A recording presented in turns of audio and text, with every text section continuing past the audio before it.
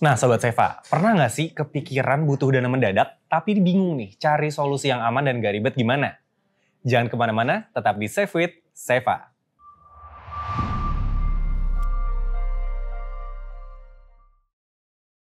Halo Sobat Seva, welcome back di Save with Seva. Hari ini kita bakalan ngobrol santai tentang fasilitas dana nih.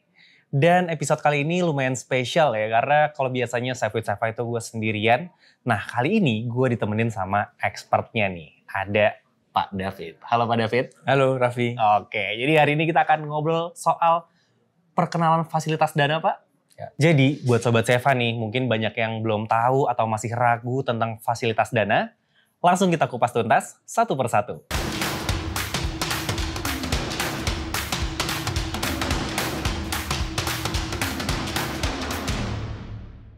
Oke, tadi sempat gue mention juga bahwa hari ini kita akan ngobrol-ngobrol sama expert nih. Ada Pak David di sini. Nah Pak, mungkin boleh nih Pak, perkenalan dulu buat Sobat Seva yang mungkin baru lihat wajahnya Pak David nih di YouTube-nya Seva. Oke, thank you Raffi. Siap. Halo Sobat Seva semuanya, perkenalkan nama saya David Tamrin. Saat ini sebagai Partnership dan Digital Business Division Head di Astra Financial.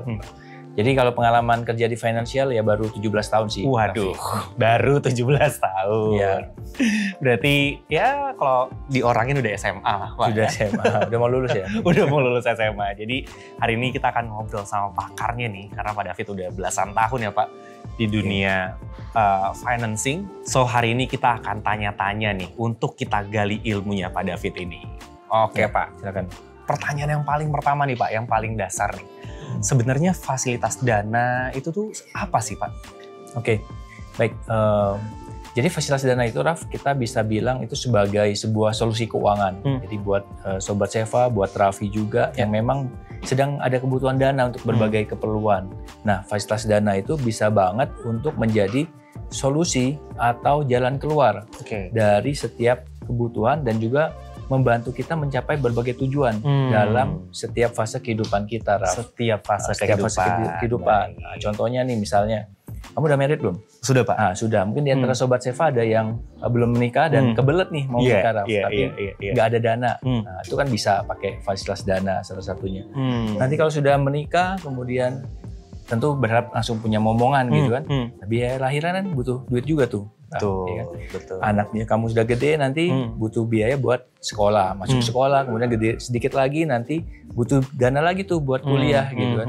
Lalu bisa aja amit-amit nih, tiba-tiba terjadi kejadian yang tidak diharapkan, rumah bocor, ya kan? Itu kan juga pasti butuh biaya buat perbaikan. Iya. Lalu buat teman-teman yang sedang punya usaha dan mau membesarkan usahanya, ya. Nah itu bisa juga tuh memanfaatkan fasilitas dana, misalnya punya toko nih, Raf, ya kan, mau nambahin stok tokonya supaya omsetnya bisa lebih besar, nah, itu juga bisa. Jadi berbagai tujuan, berbagai kebutuhan itu bisa memanfaatkan fasilitas dana sebagai solusi atau jalan keluarnya. Jadi benar-benar fleksibel ya Pak David Betul. ya, untuk penggunaannya seperti apa gitu ya.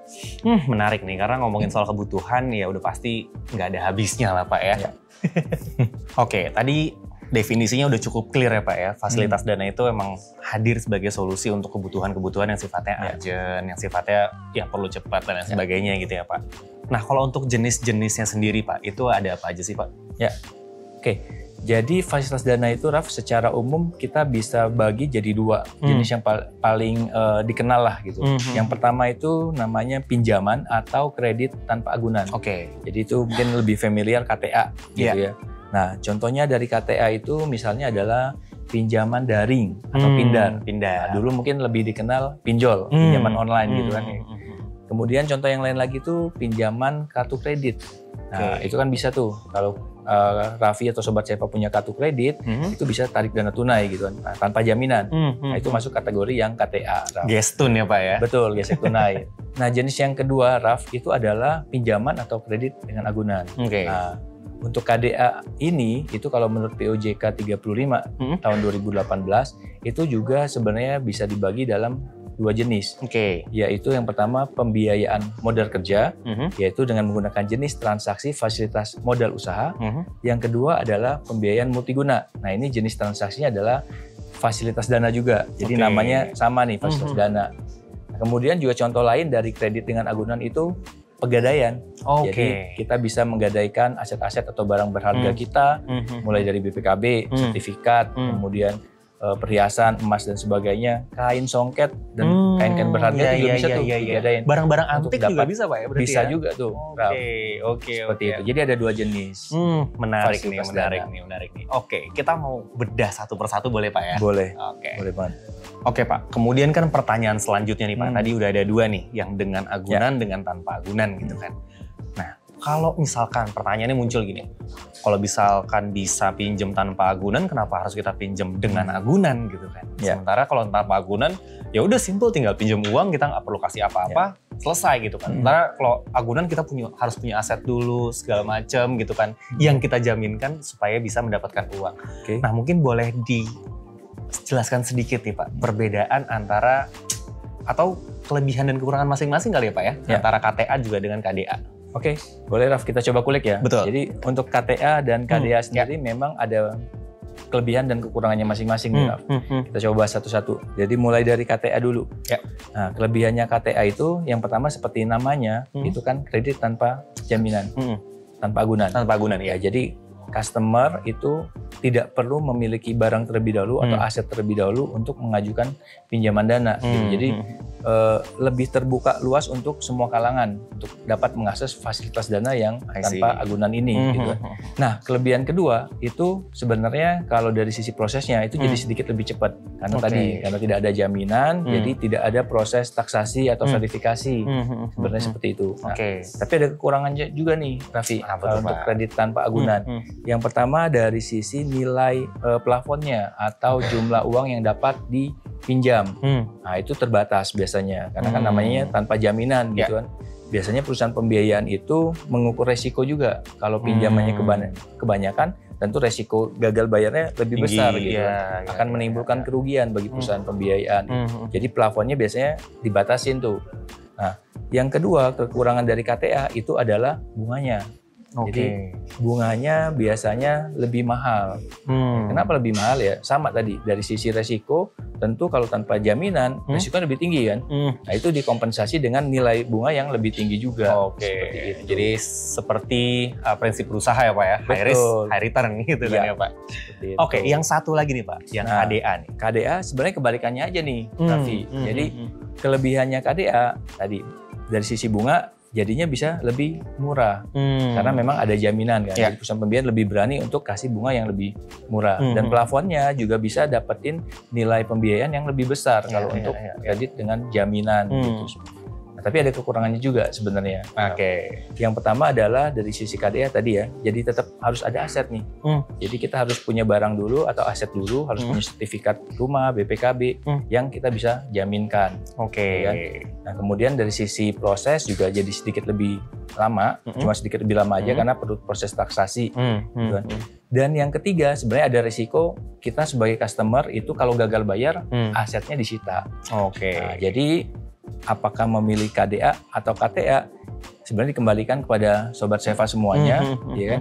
Mana yang paling sesuai dengan kondisi dan situasi keuangan masing-masing. Iya, setuju sih Pak. Pokoknya intinya mau ngambil KTA, mau ngambil KDA, yang penting tahu cara mengembalikannya gitu ya, paling penting banget. Gitu kan ya. Karena dua-duanya sama-sama punya plus minus. Jangan sampai terbebani hutang di masa hutang yang tidak bisa kita beresi. Yang tidak bisa kita beresi, itu setuju Pak, poinnya itu sebenarnya. Nah Pak, kalau di Seva sendiri kan ada juga nih Pak, fasilitas dana yang disediakan gitu ya Pak ya. Nah itu mungkin boleh dijelasin nih Pak, untuk Sobat Seva yang mungkin udah mulai tercerahkan dan mulai mau tertarik nih untuk pakai fasilitas dana di Seva. Jadi di Seva ini kebetulan fasilitas dana yang disediakan itu masuk dalam kategori KDA tadi, kredit dengan agunan. Nah, lebih spesifik lagi jaminannya adalah BPKB kendaraan. Jadi dengan kepemilikan mobil nih seperti itu. Jadi mudah banget kalau misalnya Sobat Seva semuanya mau coba ngajukan, itu tinggal akses saja website kami di Seva di www.seva.id. Nah, tinggal nanti pilih menu fasilitas dana, Dari situ nanti tinggal masukin nama dan nomor handphone untuk pengajuan fasilitas dananya. Setelah itu nanti Sobat Seva akan dihubungi oleh customer success agent kami untuk berkonsultasi. Nanti dibantuin, Raf. Jadi asik banget tuh. Kebutuhan dananya berapa, tipe kendaraannya apa, cicilannya mesti berapa, kemudian tenornya berapa lama, itu nanti bisa didiskusikan bersama konsultan dari Seva. Jadi segala proses itu dibantu ya Pak ya? Betul. Oke, jadi Sobat Seva tadi tinggal buka seva.id, nanti coba klik fasilitas dana, dan data yang disubmit di awal tuh nggak yang jelimet lah Pak ya, cuma nama sama nomor telepon, sisanya biar kita yang nyamperin Sobat Seva. Nah tadi udah di-mention juga bahwa memang kita spesialisasinya itu agunan BPKB mobil ya Pak.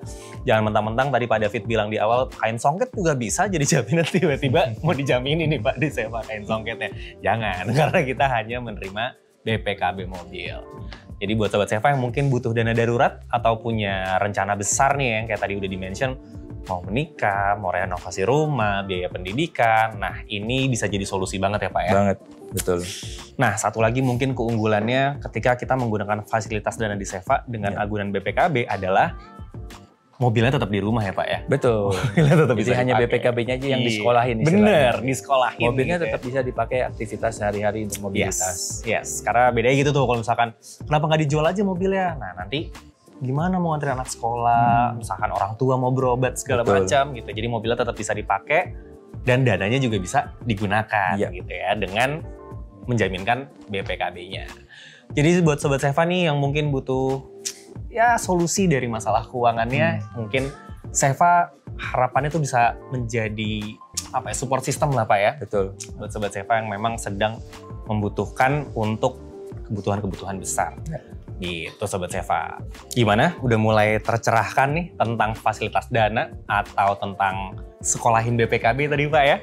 Nah bisa tuh langsung coba. Anyway Pak David, thank you banget atas waktu dan juga sharingnya.